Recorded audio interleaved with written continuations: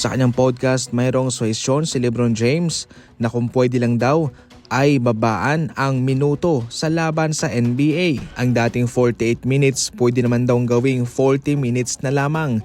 Bale, 10 minuto bawat quarter. Katulad daw sa FIBA. Ayon pa mismo kay LeBron James, napaka-intrigue daw ng 40-minute game.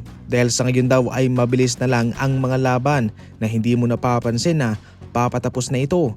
So definitely, dahil nga kung babawasan man daw ng 2 minuto ang bawat quarter sa NBA, ay mas lalo itong magbibigay ng pressure sa bawat kupunan na bilisan pa ang laban. Ito rin po daw ay makapagbibigay ng excitement para sa mga fans. Isang malaking pagbabago ang gustong gawin dito ni LeBron James dahil ito hoy maililista sa kasaysayan ng NBA na for the first time ay babaguhin ang minuto ng laban. Mayroon na nga sa ngayong kinakaharap na malaking problema ang NBA mga idol patungkol sa kanilang rating na patuloy na bumababa.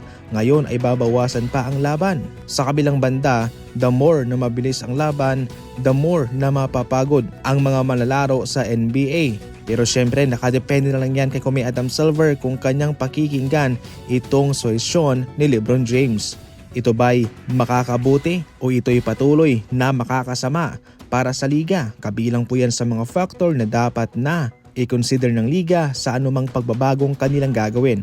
Ito ba'y nakakabuti lamang ba sa mga players at hindi sa fans? Depende na yan sa board of directors ng NBA at kay Kumi Adam Silver.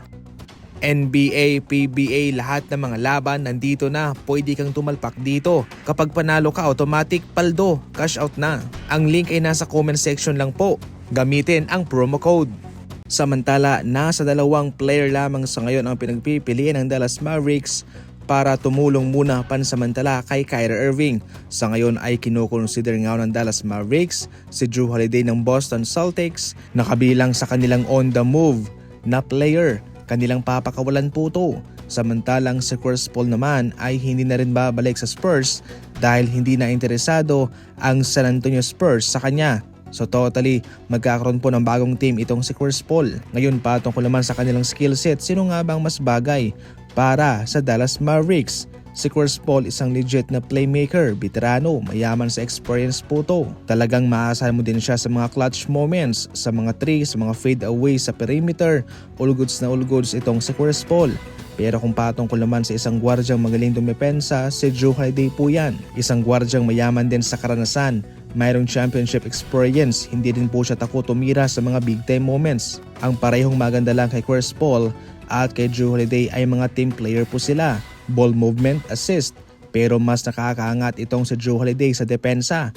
Kabilang yan sa mga inarayan ng Milwaukee Bucks nung ito'y kanilang pinakawalan papuntang Portland Trail Blazers at kalaunan napunta sa Boston Celtics. Sa mga hindi pa nakakaalam, nagkaroon po ng crucial na parte ang depensa ni Jrue Holiday sa pagkampiyon ng Boston Celtics. Para sa akin, kung ako ang pipili, kay Jrue Holiday na ako. Akma siya sa gusto ni Nico Harrison na nagkakampiyon ang magaling dumepensa katulad ng pagkuha niya kay Anthony Davis.